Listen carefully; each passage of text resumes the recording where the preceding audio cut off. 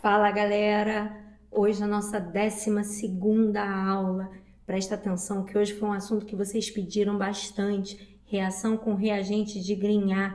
A UERJ desencavou isso de muitos anos, vamos ver como é que ela faz? Vamos lá!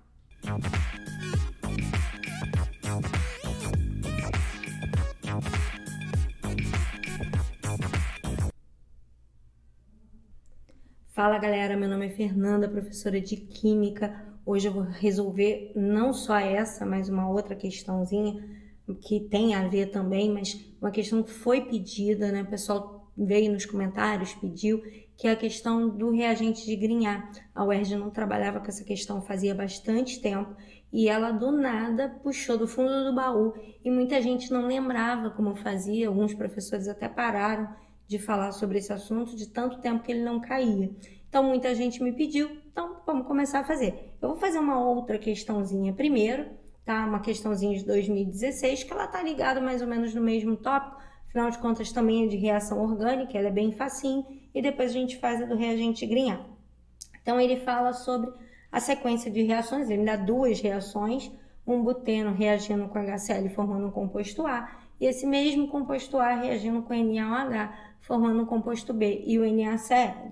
Então, ele quer primeiro que você apresente as fórmulas A e B, então a gente vai ter que montar as reações, né? Não tem jeito, e depois identificar o mecanismo ocorrido na reação 1. Ele não pede os dois mecanismos, mas eu vou falar dos dois, tá?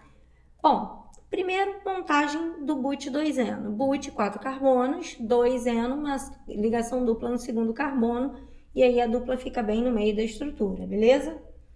O que tem de interessante no but2-eno? Essa ligação pi. Essa ligação pi é uma ligação frágil, é uma ligação fraca, é uma ligação que quebra com muita facilidade. E aí, mais importante que isso, ali naquela região da ligação pi tem uma alta densidade eletrônica, tem muito elétron em pouco espaço.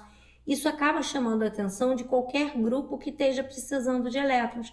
Então, se alguém está ali no meio reacional e necessita de elétrons, é ali naquela região da pi que ele vai encontrar essa possibilidade de conseguir os elétrons que ele precisa.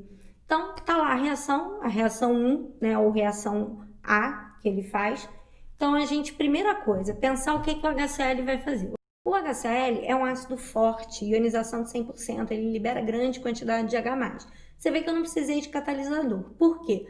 Porque tanto o ácido é um ácido forte, como o composto orgânico, ele tem uma ligação pi que também quer reagir. Então, não precisa de catalisador. O que vai acontecer? Desses dois aqui, ó, o H+, é quem vai se sentir atraído para cá, para essa ligação pi. Então, tá lá a sensação de atração entre alguém que é positivo e uma alta densidade eletrônica.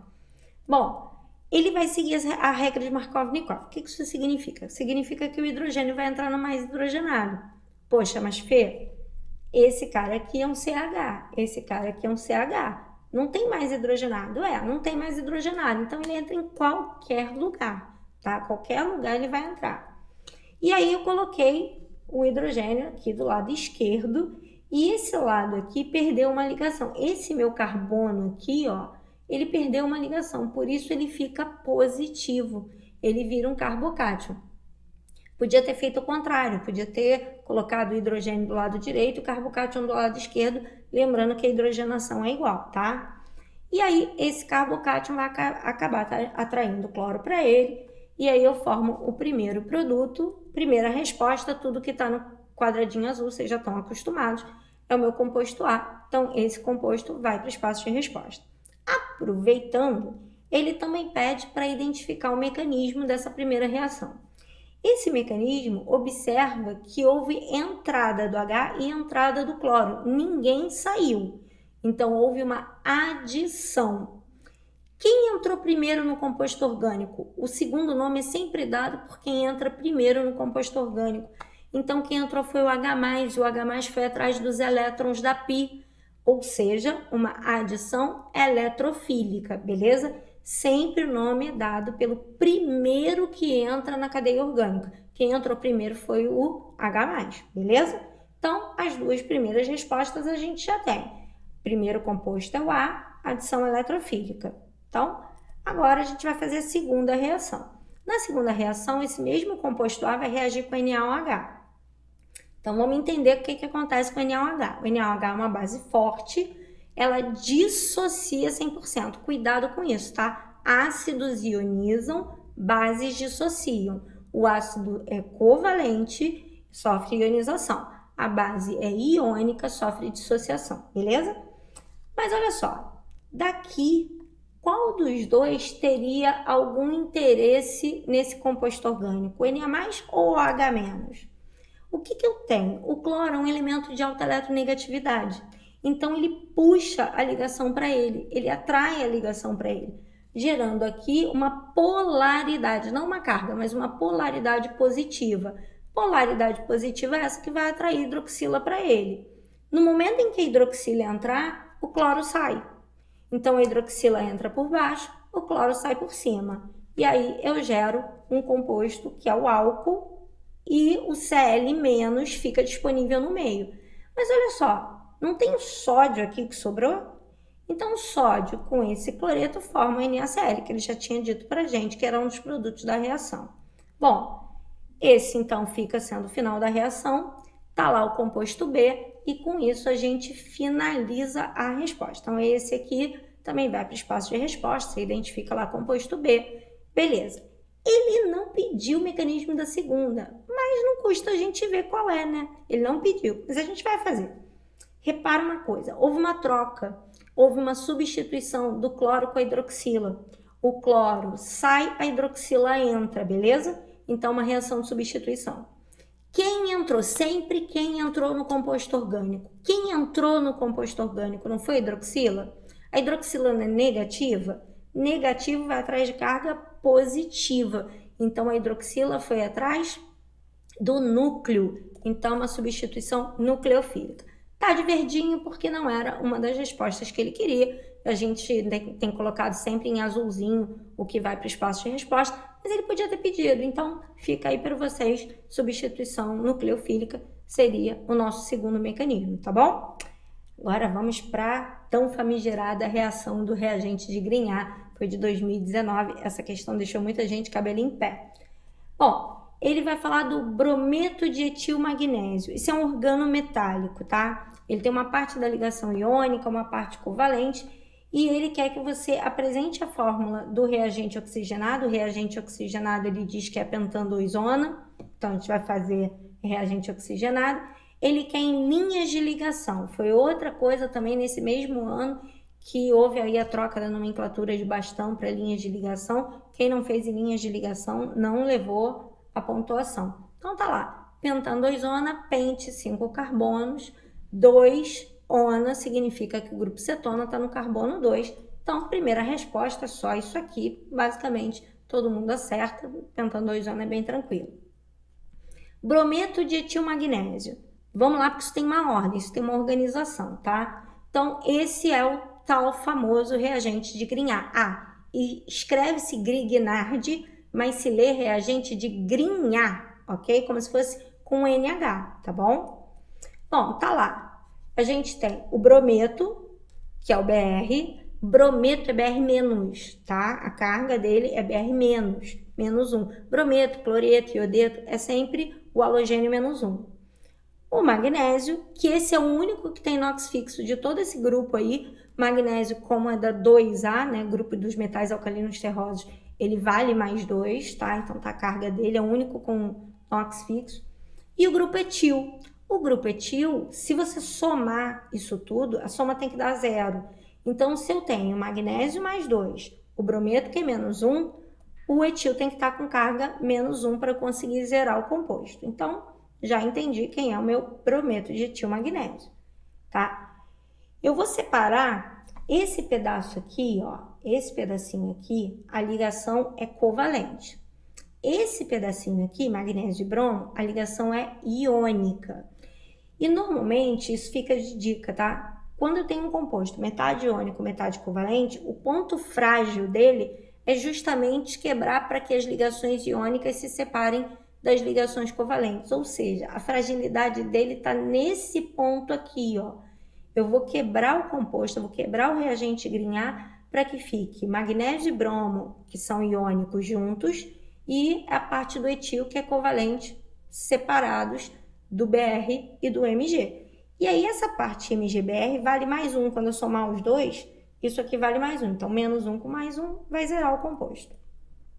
Bom, ele pede para fazer o produto depois da hidrólise, né? O produto da reação com reagente linear, normalmente ele tem pouca estabilidade. Então, normalmente, quando a gente acaba de fazer, a gente faz uma hidrólise posterior. E ele pede para nomear o produto orgânico ao final da reação, tá? Então, vamos começar. Tá lá o meu CH3CH2MgBr, que é o meu brometo de etilmagnésio. Como eu falei, né? Essa parte é menos 1. Essa parte é a parte covalente da molécula, essa parte é a parte iônica da molécula. Bom, galera, então olha só. Eu tenho aqui a pentanona, ela tem aqui uma carga que é polarizada, né? O oxigênio é muito mais eletronegativo, então ele puxa a ligação para ele e fica polarizado negativamente. O carbono, que está embaixo, fica polarizado positivamente. Qual dos dois está pior? Pô, o oxigênio é o segundo elemento mais eletronegativo da tabela. Ou seja, esse elemento adora carga negativa, ele está tranquilaço. Agora, o carbono não gosta de carga, nem positiva, nem negativa. Então, a gente vai ter que ajustar isso aqui primeiro. A gente vai ter que entrar, o grupo vai ter que entrar no carbono primeiro.